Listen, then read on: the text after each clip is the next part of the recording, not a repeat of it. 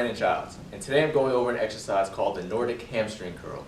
Now this is arguably the best hamstring exercise that you can do, but it's also the most challenging because it fully engages every single muscle fiber in the hamstring from a fully flexed position to a fully lengthened position to transition to any kind of functional activities that you may be doing, like running, jumping, anything you do, you want to be able to engage your hamstrings in a fully lengthened position to protect you from injuries, but also to help you perform better. Now this could be a complicated exercise because usually you'll need a partner or something to hold your feet down when you're doing it. So if you don't have a partner, I'm going to show you a couple easy ways to do it if you're working out by yourself. Now the way I have it set up, I'm basically just using a barbell with some weights on the side. The weight is going to be because when I set my feet up and go in to do the curl, I don't want the bar lifting up. So put some weights on the side, put it as low as you can to keep the bar from lifting up and to help you support yourself if you don't have a friend or somebody to hold your feet down. So the first thing you're going to do, I like to use some knee cushions because I have sensitive knees, but I'm also using one for the back of my legs because I don't have shoes on. I'm going to be digging my heel up into the bar to perform it. So if you have some gardening pads, I recommend getting them, or something to just cushion your feet. So the first thing you're going to do is start off nice and tall, pelvis up in the front. You want to make sure throughout this entire exercise you're really keeping your glutes engaged because as you go forward, you're really going to want to arch your lower back like that and use your hip flexors and lower back. That's not something you want to do. You want to teach yourself how to use your hamstrings and your glutes together. So start up nice and tall. You want to try to keep your toes tucked underneath, pointed up like that. Pelvis up, and then as you go forward, stay nice and tall. The farther you go, the more you'll feel it in your hamstrings. And starting off, you just want to start off very slow, very small range, just to get the feeling of your hamstrings engaging in this fully flexed position. And then as you develop and get a little stronger, you can go a little farther, but again, the farther you go, the more your pelvis is going to want to drop like that, and use your hip flexors and lower back to pull you back.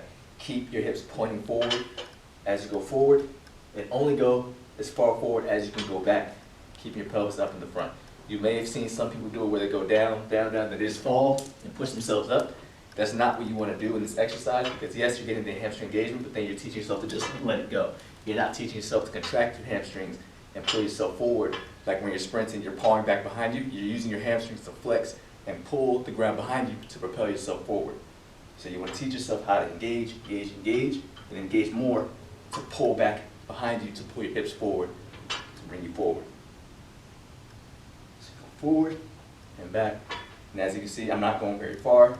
I can get to right about here.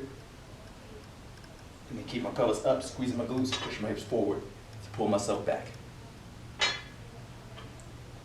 And you'll hear the bar making noises. That's because as I go forward, I'm really driving my heel up into the bar with all my strength, keep my toes pointed down. So that's why you want to really make sure there's enough weight on the bar to support you, but you also don't want the bar to be so high that your hamstrings are so high that you can't get a good position or enough leverage to lean forward and go back. So I have about a 45 on here, bars on the floor.